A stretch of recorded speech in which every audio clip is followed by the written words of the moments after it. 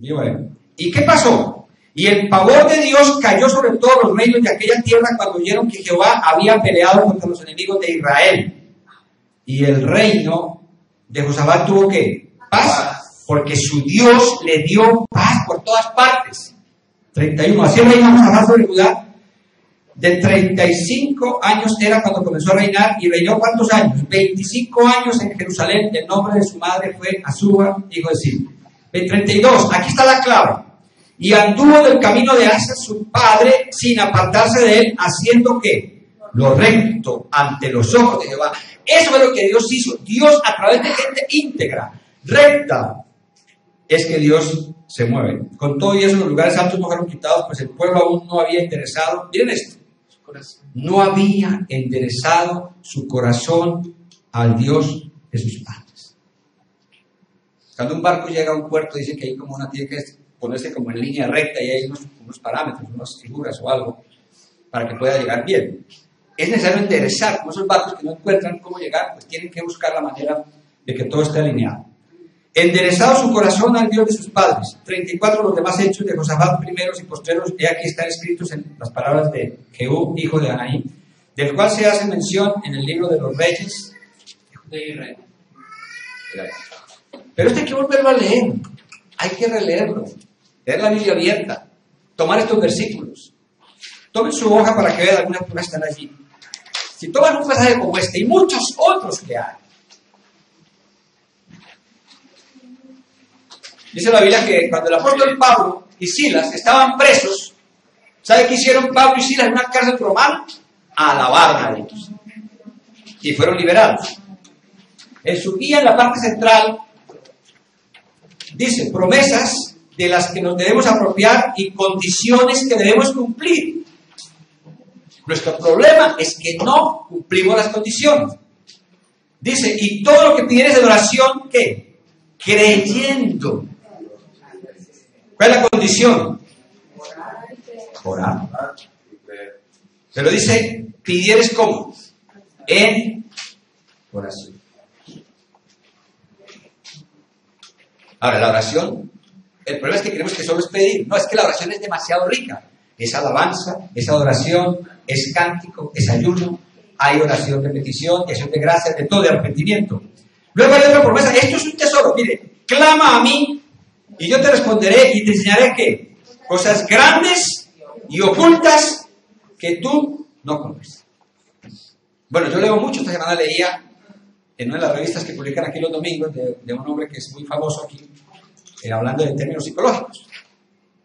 Y él hablaba de la crisis, porque a mí lo que me gusta es que todos hablemos más bien de cómo encontrar respuestas. Los psicólogos, los sociólogos, los médicos, todos. Y él como psicólogo, muy reconocido en España, él decía, el problema de España ni siquiera es que no haya liquidez. Cada vez que decía él, falta es creatividad.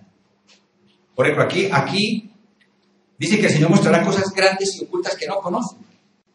Entonces no podemos dejar a que los gobiernos, ellos no lo van a poder hacer del todo, sino buscar esa creatividad, eso de innovar, cambiar cosas, montar empresas, sociedades, muchas cosas.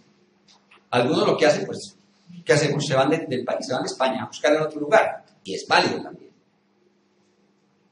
Él decía, lo que pasa es que en este país, en muchos países, nos hemos acostumbrado a la comodidad y nos da mucho, nos cuesta, nos da hasta pereza pensar. Nos da pereza otra vez la soledad. Buscar qué hacer. Y lógicamente con la guía y dirección de Dios. Porque el Señor dice y promete. Clama, yo responderé y te enseñaré qué. Cosas grandes. Aquí perfectamente puede estar el futuro presidente o presidenta de España. Bueno. Entonces Dios nos hará cosas grandes. Predicar estos días, lo que mencionaba hoy, lo que mi hija Susana, Saúl andaba preocupado por unas almas. Y él no tenía ni idea que iba a ser ¿qué? El primer rey de Israel. Aquí puede estar el futuro ministro de Hacienda o de Economía de este país o del país suyo. A veces la gente ve a los gobernantes como, no sé, como extraterrestres.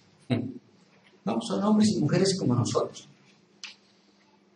Bien, miren qué más dice. Antes bien, como está escrito, esto es extraordinario, cosas que ojo no vio, ni oído oyó, ni han subido en corazón de hombre, son las que Dios, ¿qué? ¿Para quiénes? Sí, es sencillo. Condición: amar a Dios. Ahora, ¿quién me recuerda qué es amar a Dios? Vamos a ver más adelante. Cuidado. Es exactamente obedecer. Promesa.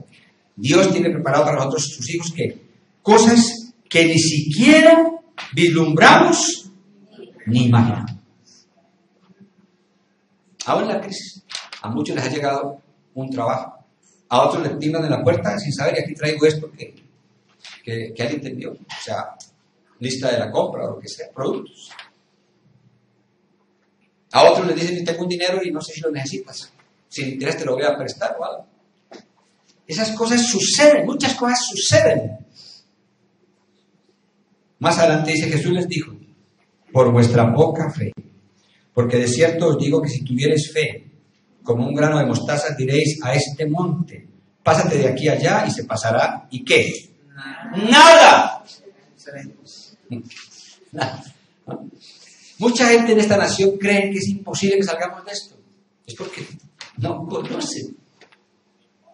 Pero lo más lamentable es que también nosotros no lo creamos. Ahí lo hemos visto en esta guerra. Lo peor es no creer. Él está hablando de un demoniado que no pudieron sacar de los apóstoles y le dice, y nada. Y cuando dice monte, uno podría pensar, cuando usted lea este pasaje donde dice, diréis a este monte, ese monte, podríamos decir que es un monte, una montaña de dificultades, monte de problemas. Decirle, pásate de aquí a allá, sal, y saldrá. La condición es tener fe en Dios y en su palabra. Y nada os será imposible. Y luego cuando hablaba de oración comunitaria, dice ahí, si se humillare, miren, es que está la Biblia saturada de promesas. Pero tiene condiciones. Si se humillare mi pueblo sobre el cual mi nombre es invocado. ¿Y qué más dice? Y oraren y buscaren. Es diferencia. Ya el buscar requiere más diligencia, ¿o no? Y más tiempo. ¿Buscaren qué? Y se convirtieren de sus malos caminos. Entonces, ¿qué dice el Señor?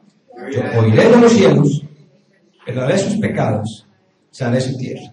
Esta semana la leemos en un grupo de la versión Dios habla hoy, que dice mucho más claro. Y les daré, ¿cómo dice camino? Y les daré prosperidad. Increíble.